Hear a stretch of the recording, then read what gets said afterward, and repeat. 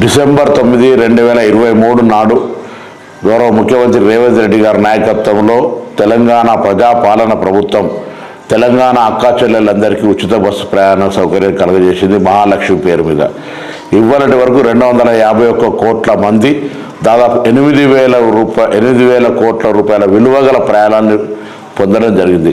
దీనివల్ల కుటుంబాల బంధుత్వం పెరగడం కావచ్చు, అదేవిధంగా దేవాలయాల సందర్శన కావచ్చు, ఆసుపత్రులకు కావచ్చు, విద్యా వ్యవస్థకు మెరుగుపడడం కావచ్చు, ఉపాధి అవకాశాలు మెరుగుపరుచుకునే విధంగా అనేక ఈరోజు మహిళలు ఉపయోగించుకుంటున్న ఈ సందర్భంలో 2 సంవత్సరాలు పూర్తి చేసుకున్న సందర్భంగా ఈరోజు సోనియా గాంధీ గారి జన్మదినం ప్రారంభించిన ఈ కార్యక్రమం విజయవంతంగా మహిళలకు ఉపయోగపడుతుంది, మహిళల సాధికారికతకు ఉపయోగపడుతోంది.